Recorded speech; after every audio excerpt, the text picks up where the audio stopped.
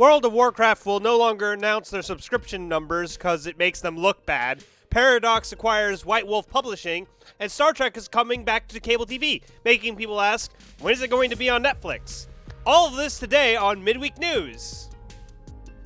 World of Warcraft is no longer going to be releasing any more information about their subscription numbers due to the fact that they've been falling. It's been making the company look bad. They keep losing numbers, so they're not going to release them anymore. Even though they still have 5.5 million subscribers, which is significantly higher than anyone else who has an MMO. It's still the highest subscribed MMO in the world, but they're no longer going to release information. Instead, they say they're going to release more information of other kind of things that make them look better.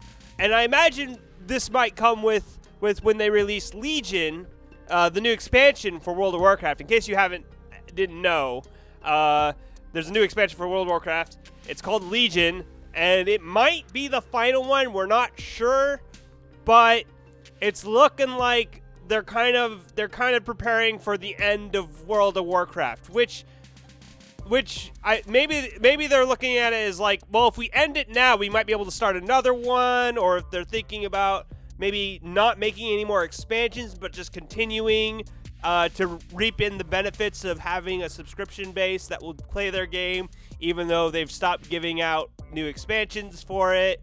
So who knows what their plans are. But one thing's for sure, they're not going to be releasing any subscriptions or any subscriber numbers, but they might say like how many new subscribers they got when the expansion is released. So to make themselves look good, to make them go, hey, people are subscribing every day. It's just that people are unsubscribing more.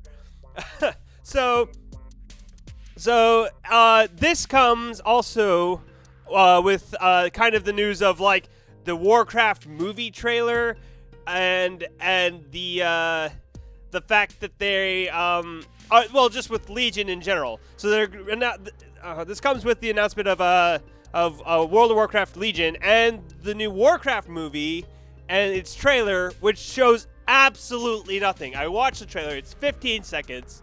It's so short. I'm not even gonna bother. You can look it up if you want. I'm not showing it at all. I'm just saying it's really short. People have been like, man, it looks good. It's like you can't tell. It's 15 seconds, and all you see is like silhouettes, like shadows. It's literally smoke and mirrors at this point. So until they come up with another trailer, I am not going to pass judgment on it. I just thought that was interesting that this news comes at the same time they've released this trailer, or relatively soon. So on to the next thing. Paradox has announced that they are acquiring White Wolf Publishing from CCP Games. White Wolf properties include World of Darkness and Vampire the Masquerade, which I was confused by because I thought Vampire the Masquerade was part of World of Darkness, or maybe it was the other way around. But I thought they were basically the same kind of thing, but maybe they're not.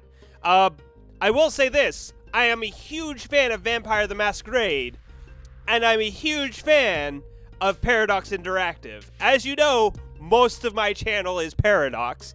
Between Crusader Kings 2, and although Tale Worlds Entertainment made Mountain Blade Warband, I believe it was published by Paradox. So Paradox and all of my favorite games seem to be Paradox these days. So I'm a huge fan of Paradox games, and I like Vampire the Masquerade. They say this is going to be an independent, they're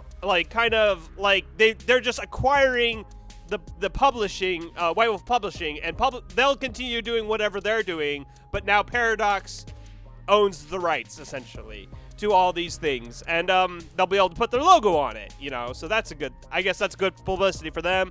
But I could definitely see them where they make a game based on the Vampire the Masquerade world, and that would be fun, because I love me some Vampire the Masquerade Bloodlines. It's too bad that it was too difficult to get it working on my computer. Otherwise, I probably would have played that sometime in October when it was the month of Halloween and spookiness. I might still play it, but it's challenging to get it to work on a Windows 7 computer. So we'll just have to wait and see. But I'm really excited about this move. We'll see what happens. All bets are off. Let's see what they can come up with. So CBS has announced a new Star Trek series premiering January 2017, so just a little over a year. I know it's not gaming news, but I really am a huge Star Trek fan, and so this is newsworthy for me, so I'm going to put it in the show. So Star Trek, this is big for me because I was never expecting another TV show from Star Trek ever again after the mess of Enterprise. I still don't even know what happened in those. I didn't even finish them. I watched the first season and I stopped after that.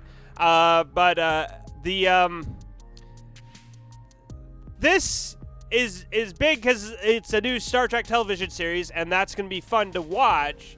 But they're bringing in writers and co-producers of Star Trek 2009 and Star Trek Into Darkness. And I'm concerned about that because I think the worst things about those films was the writing. Star Trek 2009 could get away with it because it was big and flashy, and I think J.J. Abrams was effective with what he got, and it was new, it was flashy, it was full of action, so it wasn't really much of your science fiction, operatic, over-the-top, campy Star Trek. It was just action-packed Star Trek. So I think it was able to get away with some poor writing. Star Trek Into Darkness really didn't have anything going for it, I felt. It was a mess of a film.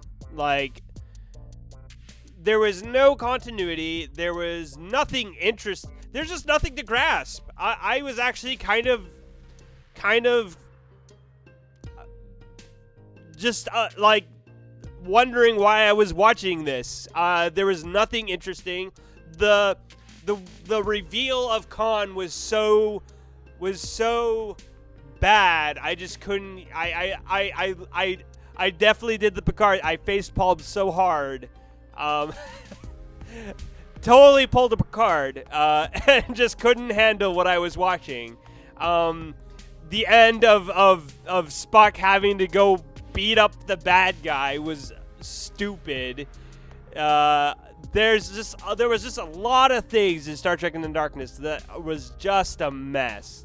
Now, saying that, that doesn't mean that the new Star Trek series has to be like the movies.